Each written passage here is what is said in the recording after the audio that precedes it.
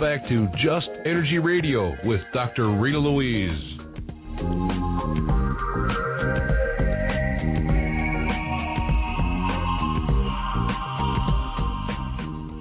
Hello and welcome back to Just Energy Radio. I'm your host, Dr. Rita Louise, and thank you all for staying tuned to the second hour of the show. In this hour, we're going to be talking to Cynthia Sue Larson about reality shifts when consciousness changes the world. And let me tell you a little bit about Cynthia and get her on the air. Cynthia Sue Larson is a best-selling author and spiritual life coach who helps people transform from accidental manifestors into conscious reality shifters. Cynthia's favorite question in every situation is, how good can it get? Cynthia has been featured in numerous TV and radio shows, including the History Channel and BBC. So from realityshifters.com, the author of the new book, Reality Shifts, Cynthia Sue Larson. Hey, Miss Cynthia, how are you? Hello. I'm glad to be on the show today. Some days more grateful than others. Were you having like some shifting reality happening on your end over there? I think so. Yes, definitely. Oh, boy. Well, okay. You know, when you had emailed me about your new book, Reality Shifts, I was like, oh, my God, you were on the show the last time, our very first year of being on air, and I'm going, oh, my God, that was 5 years ago. Wow. Has it been that long? It's been that long. You know, in the first hour we were talking about time travel and warping time, you know, from a more scientific point of view.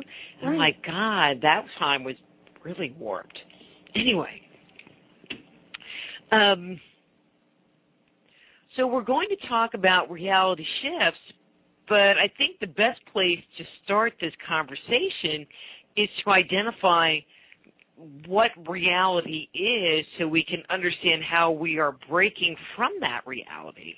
Exactly. Well, that's a great question, and it's one of those things that it sounds so simple, but it's deceptive because what we call reality and what we think of as reality and what actually is, there's a bit of a difference there, and it has a lot to do with our beliefs, many of which are cultural beliefs that we just kind of accommodate. We adapt them because we just pick up around us everything that our parents teach us, that our society teaches us. And so something that we have as a young children is a beginner's mind where we've got magical thinking, we've got the ability to be very open-minded, to be amazing observers, and at that level of that childlike wonder that we all have, we actually are able to see reality a lot more the way it truly is, the way that the advanced meditators and spiritual mystics and so forth, and the people who are most knowledgeable about the perennial wisdom traditions would say that it is. And that is, reality has a lot more to do with our consciousness than it does with anything that we might think of as physical and real and solid like a table or a chair, that we think of as being absolutely just always the same. In matter of fact, our scientists and physicists will tell us that things that we think of as solid are actually full of holes, that there's mostly empty space. Just like in the universe around us, there's mostly space between the galaxies. That's the same thing that's true in our bodies, in the chair that we're sitting on the table, everything. All these so-called solid material things are made of pure energy, and we ourselves are pure energy. So this whole world of the quantum has opened up everyone's mind to the interaction between consciousness and what we think of as physical reality. I had Fred Allen Wolf on the show, quite a while back, and other than apparently I have no physics mind at all when it comes to charts and graphs and that kind of stuff.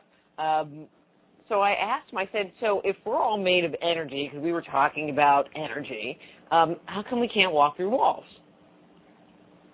He didn't like my question, apparently. Well, some of us do walk through walls. I mean, it's funny you mention that because that's the kind of thing I would think that can't happen. But on my website, realityshifters.com, over the last decade, I've collected stories from around the world of people that have literally gone through walls, or their car has gone through a concrete divider, leaving tracks in the snow even, so you could see where the tires had gone gliding up to the wall, then gone right through. The driver had fallen asleep. All the passengers were asleep. They woke up, and miraculously no one was harmed. But the bizarre thing was, how did the car get here? And you could just see in the snow, it had just sort of slid off the road right through the divider and through the other side. How did that happen? So, normally we don't go through walls. However, there are people such as the psychic surgeons in the Philippines that will apparently go into people's bodies just with their hands. I had an experience something like that once, not into my body, but my hand went right through the clothing I was wearing and touched my skin. I got the shock of my life when that happened. It was right after the 9/11 situation, so I was a bit, the weirdest things tend to happen to me when I'm feeling a little bit less grounded than usual and very energized, which is how I was feeling, and I think it's extraordinary to experience something like that. But when I could go right through my clothing and touch my skin, I mean, I just got jumped. I did jump. I was like, whoa, what the heck? How is that possible? Because it wasn't, it was jeans, and they're solid, it's denim, and I just put my hand down on my thigh, and then I'm touching my skin. Wow. And that's when I realized, this psychic surgery stuff is real. People really do walk through walls. It just takes a certain state of mind, a certain state of consciousness. And when you think about it, I don't know if people are aware of what's going on with the theory of everything, but basically what physicists want to do is have a way of looking at the world so that our equations work, whether we're looking at galaxies or the very, very tiny, small quantum particles that are the basic building blocks of matter. And when we work toward a theory of everything, what starts happening is we realize that many of the quantum effects, such as quantum tunneling, quantum entanglement, and all this kinds of spooky action at a distance, can happen on the macro scale. So we would expect things to blip in and out of existence. We would expect synchronicity to occur. We would expect that we could walk through walls occasionally, not all the time, but we would expect that it happens. And so it's really not as far out there as it seems. It's just that I think in many cases our belief systems are inhibiting our ability to experience many of these phenomena. But I'm going to go back to your example about the people going through the divider in the car. Now, from an energetic perspective, I could wrap my mind around, you get your energy vibrating at a very high level, your inner energy vibrating, and it creates the ability for you to manifest instantly, because you're just really in flow with the universe, et cetera, et cetera, et cetera. But those people were sleeping, so they weren't, it just, I'm getting a little stuck there, you know what I mean? Well, some people say that one of the most meditative states that we're capable of achieving is right between waking and dreaming. It's this very amazing state of mind where it opens us up to a very deep level of meditative awareness.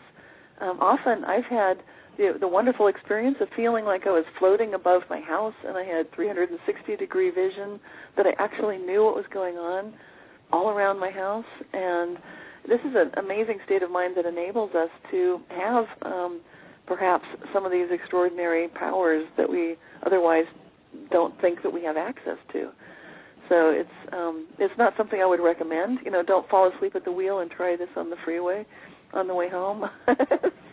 Not safe, obviously. But apparently it's that state of awareness so that there's some part of us that is tracking what's going on, and that part of us that is open, that would definitely be the part of us that's between the dream world and the waking world, so that I can see that would be a special state of consciousness that would enable, whether it's the driver and the passengers or everybody together, I don't know, but certainly these weren't people who wanted to end their lives that day, so they, I'm not sure what happened.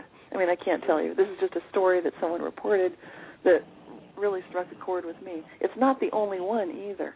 I've heard several accounts of passengers in vehicles, usually cars, right at the time of a collision, where they would see another story described going through an intersection and seeing an 18-wheeler truck, a very heavy truck, a huge vehicle, barreling toward them with no time to do anything about it. And then that passenger blinked their eyes. The next second, it's like the truck is on the other side. The car and the truck did not collide, but that was impossible. And so many stories are very similar to this, kind of like going through a wall, but and it's like almost colliding, but not. It's interesting.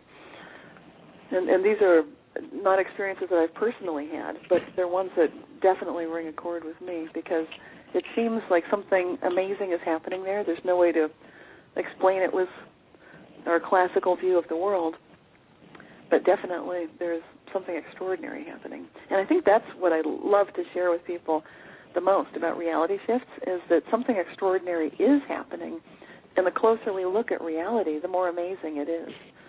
So it's possible for us to recognize that we have a tremendous amount of influence over not just our future, but our past as well, and that we can actually live lucidly. I'm talking about dreaming and being between waking and dreaming.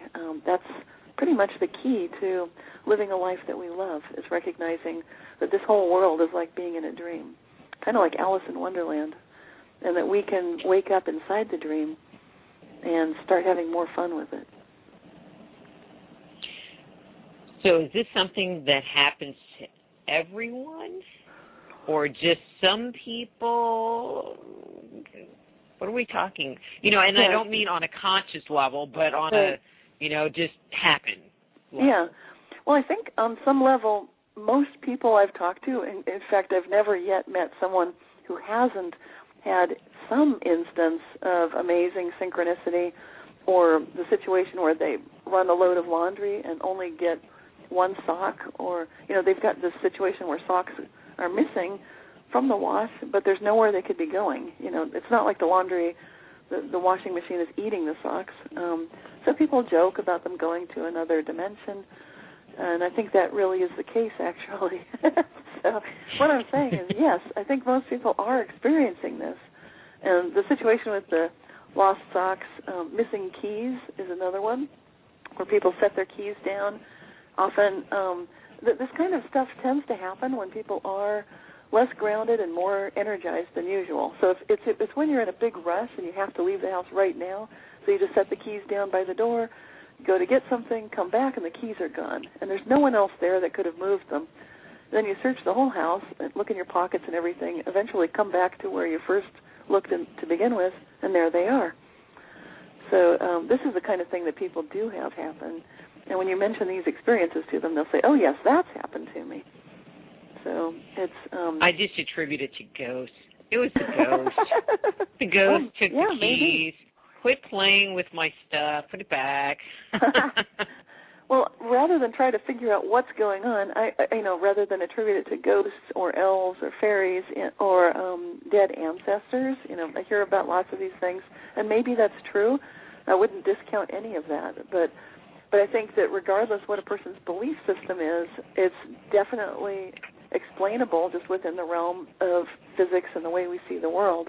We definitely would expect a lot of this mysterious, quantum entanglement of things. And if we live in many worlds, if there are many parallel realities around us, it seems very clear that we're moving through them all the time, and that we are not aware of it, we're not conscious of it, but that's definitely happening. But why would that happen? I mean, why would the universe want to absorb my sock or take my keys and decide to bring them back? I mean, it's not something that I would want to necessarily will into existence. I mean, the keys, maybe I didn't want to go to work or whatever, but the sock, why would that happen? Why? It almost seems kind of useless. Well, like I said, most of these things tend to happen when we're energized but not grounded. What I mean is in a sort of a frantic state of mind, very much like when researchers notice that poltergeist activity tends to happen around young children or pubescent children, for example. So there's some connection with the energy state, the emotional state that we're in, and then how calm we are or how calm we're not. And so I think the why of it is it's just the universe's way of showing us, did you notice that your thoughts and feelings really are changing the world? You might not have noticed it, but I'm going to show it to you. For example, I had an amazing experience once when I was feeling especially stressed. I think I was getting ready to give a talk at a local college about reality shifting, and I was in a big hurry. I stormed into the kitchen. I didn't just walk in. I was not grounded, very energized, really wound up. And as I entered the room, the ceiling light went poof, with a big spark, and the light went out just as I flicked the switch on. So I flicked the switch on, and it went, sparks. It was amazing. It was almost like a fireworks show. And at the same moment, or just a split second later, the dishwasher made a terrible noise and then stopped working. And that's the moment where I realized, wow, I just brought a storm of energy into this kitchen, and I have destroyed an appliance and a light fixture, in one fell swoop. So for me, that was a wake-up call. It meant I'd better get calm and recognize that I am extremely psychokinetic. I think we all are to some degree, but some of us notice it more than others. Getting back to your question. I think my husband has that effect on traffic lights. Yes. He gets so mad. In a good way or a bad way? In a bad way. He gets so mad because when I'm driving, I drive to each light, and every so often I have to stop because it's red. But for the most part, I just, and it's not that I don't go a little fast. All right, not more than 5 miles over the speed limit, in case anybody's listening. But when he drives, he hits every red light. Every red light. And I'm like, doll. And then he gets frustrated, So then he starts getting mad, and I'm like, you need to just take a chill pill, and just, put out good vibes, that you're going to, hit the green light. I go, because thinking that you're going to hit the red light is just going to give you a red light. I go, well, whatever's going to happen is going to happen, and I just don't ever hit the red lights. Well, that's an amazing example, and it's something people can play with. I like real-life experiments that you can try. And a good one is when you're driving to get into a very calm, happy, cheerful, meditative state, not falling asleep, not going in a trance, but just being kind of like in Peter Pan when you think of happy things and you can fly. It really is like that. To mention a Disney movie that you might have seen when you were a kid. The idea is just to get into that happy place and envision that the traffic is moving freely in front of you. This is something you can do in a traffic jam. I live in the Bay Area. California is full of traffic jams. Many of our freeways get snarled at rush hour. But something that I can do if I happen to be caught in one of those is just picture that the traffic is just flowing beautifully ahead of me, that we're all in a loving, caring stream of traffic, that we're part of this human family that's just moving together.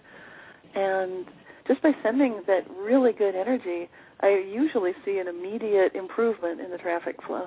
So rather than getting stuck like a parking lot where, you just sit there and you might as well walk, it would be faster. Things often clear up. And it works with traffic lights as well. I mean, I think everybody's done the parking lot experiment, getting that front row spot at 1 o'clock on a Sunday at Walmart. That's like the most coveted spot on the planet. Yeah. And that's another good example of good reality shifting that people can play with, is just getting into that good state of mind.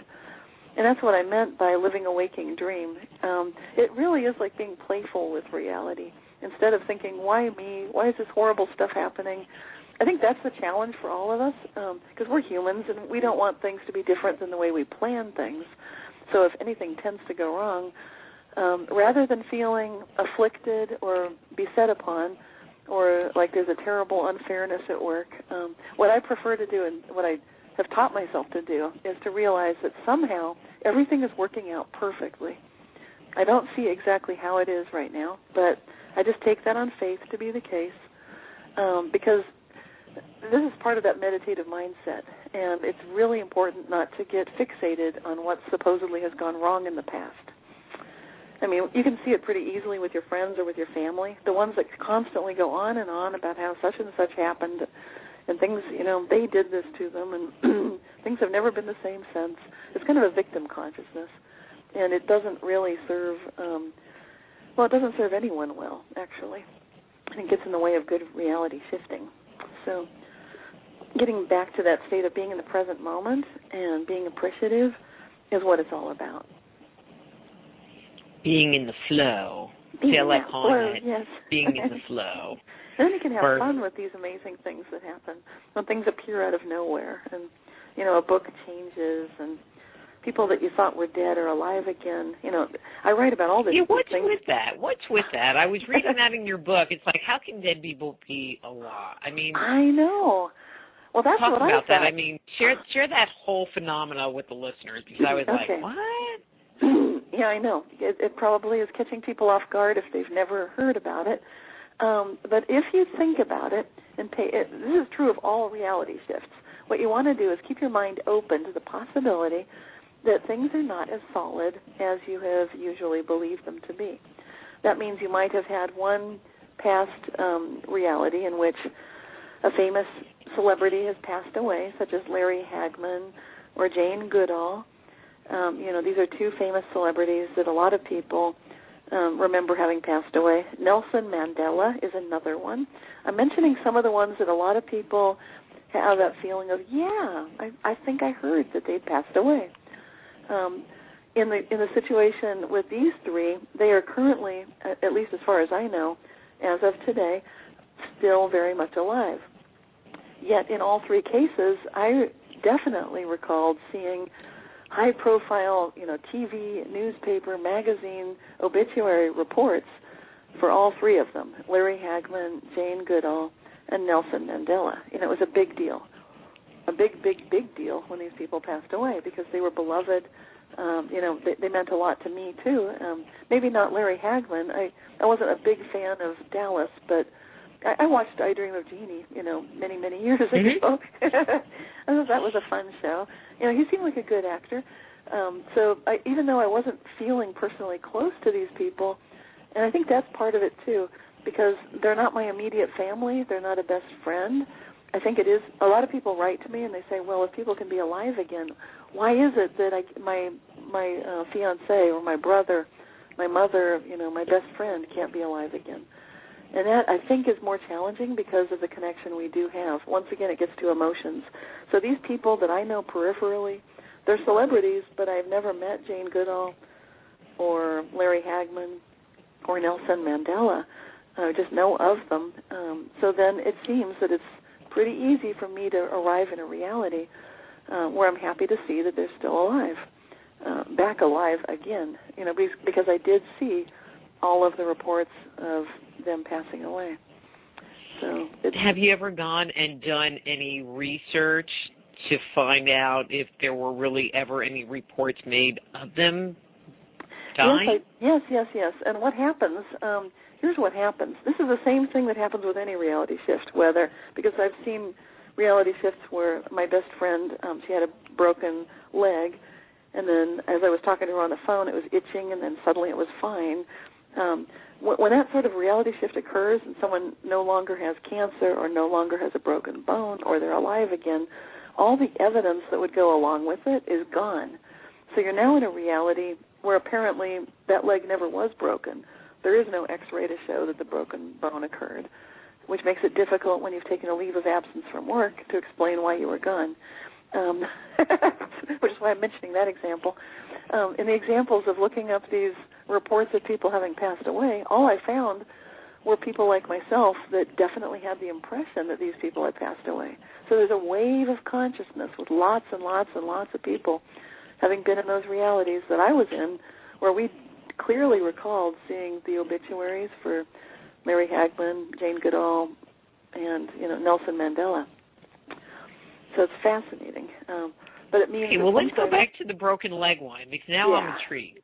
So did the person who had the broken leg remember having a broken leg and then their leg wasn't broken anymore, or was it just other yes, people. that's exactly it. No, she and all her friends remember that she had a broken leg because she was out camping and had decided to climb up on some huge boulders.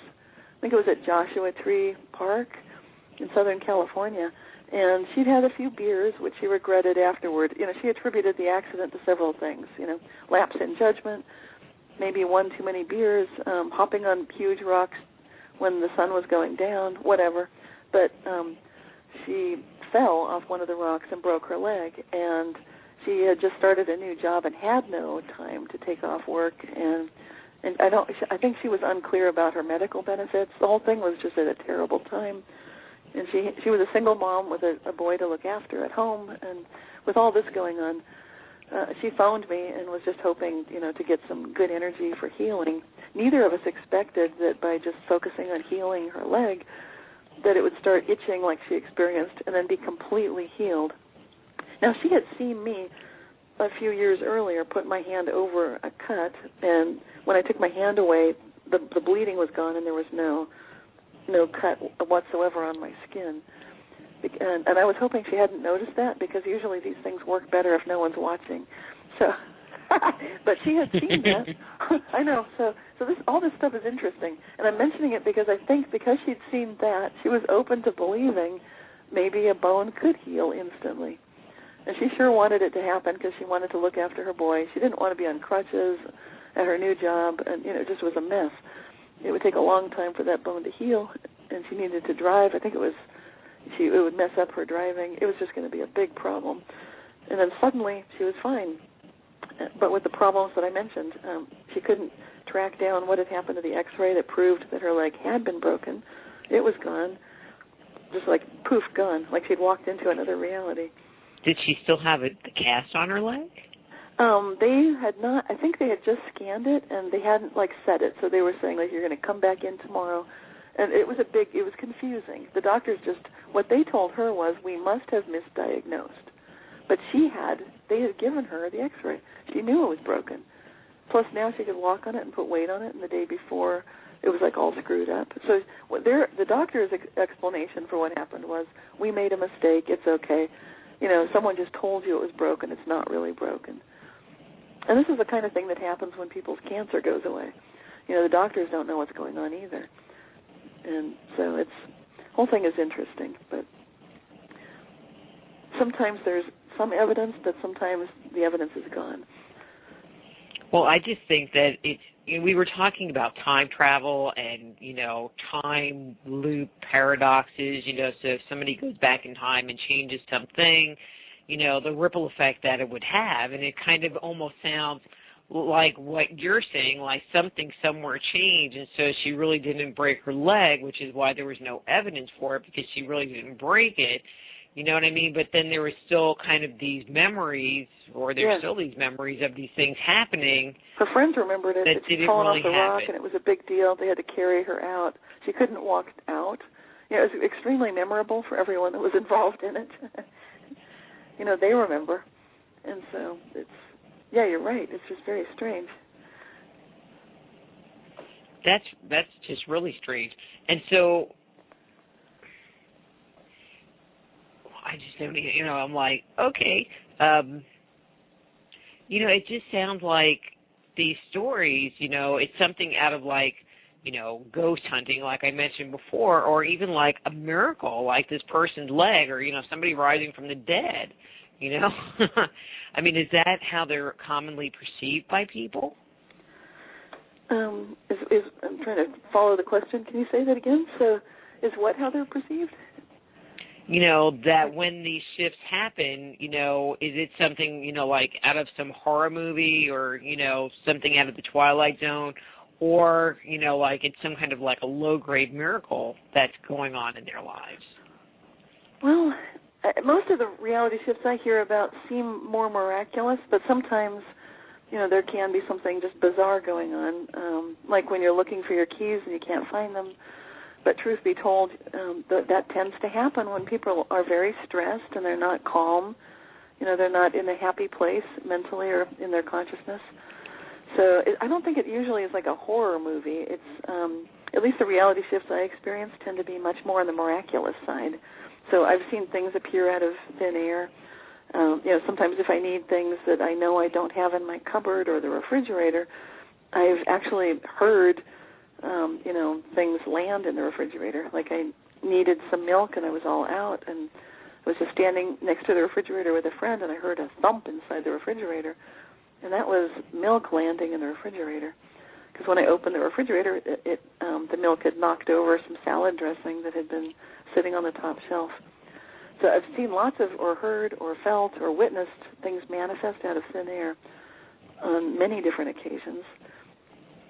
And, some people might be spooked by that. I think that would be the scariest that it gets, but usually, like the things that have manifested have been things I needed, such as keys that were locked inside the trunk of the car, or I was painting an energy picture for a woman and talking about the crystalline quality of her heart, and a little crystal fell out of thin air 3 inches above my paintbrush and landed right there on the heart that I was painting, which is really beautiful. So these aren't usually horror show type things. They're much more, I guess, angelic or miraculous in nature.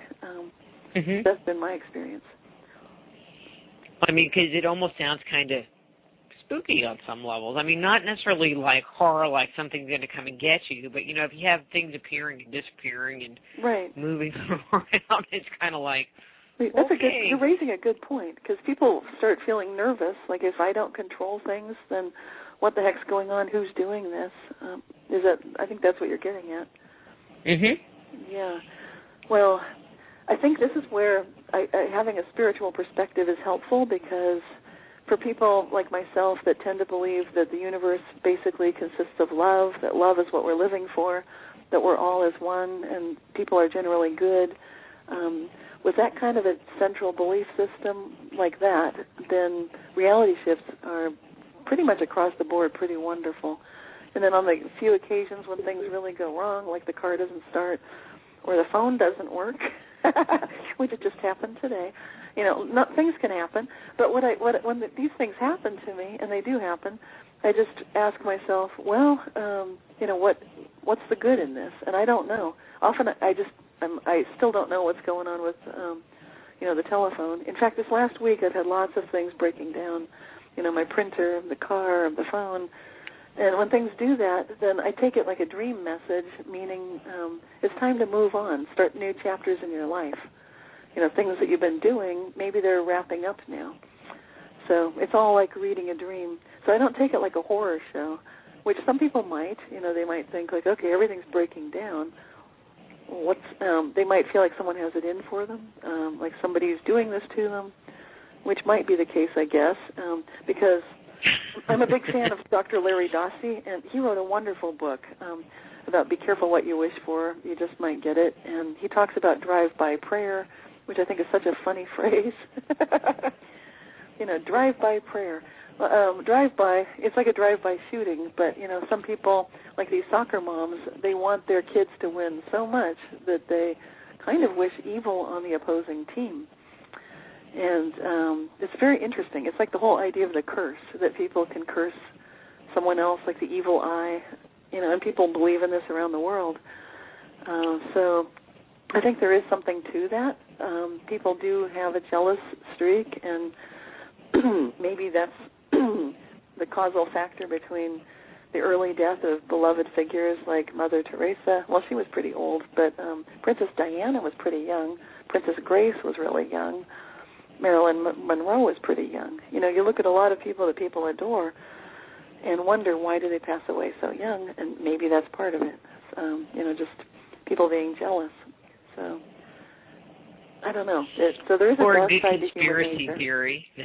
Yeah. Well, I believe there's a dark side to human nature. So you can look at just inside ourselves, and before you throw a stone at someone else, ask yourself, do I ever have jealousy? Am I sending out that kind of bad energy at anyone?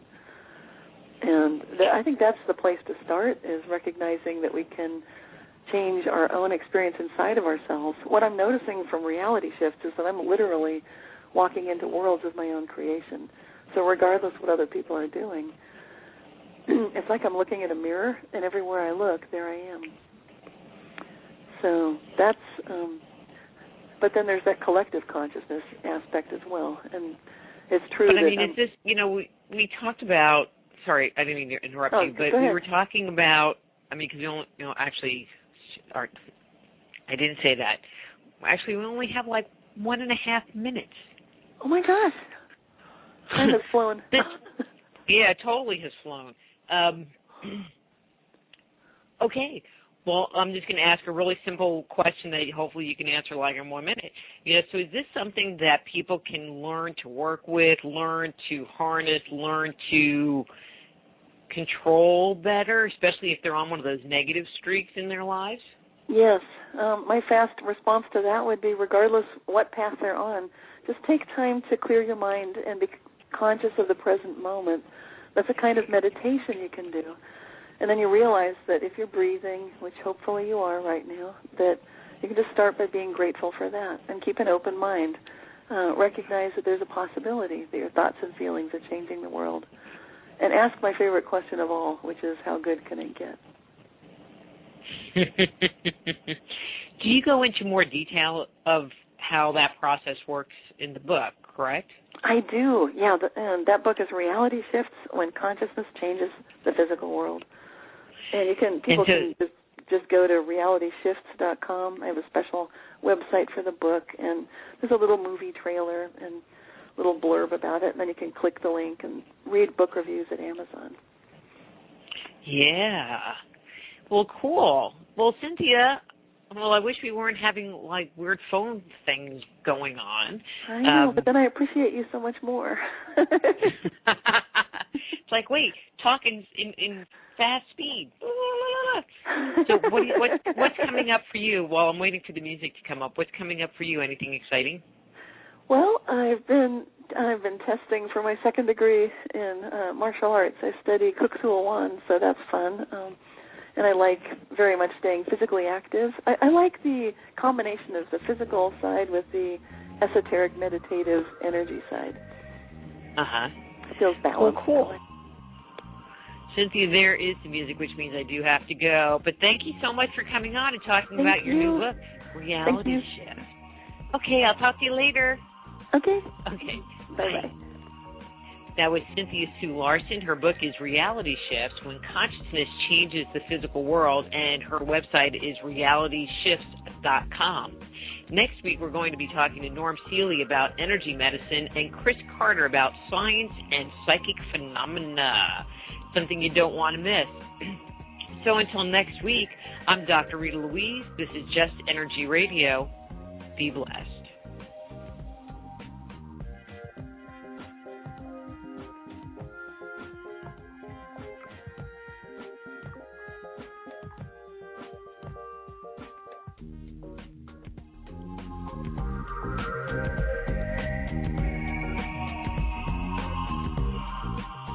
Join host Dr. Rita Louise each week at this time for Just Energy Radio. Point your browser to www.justenergyradio.com for more show information and to contact Dr. Rita. Until next time, remember, it's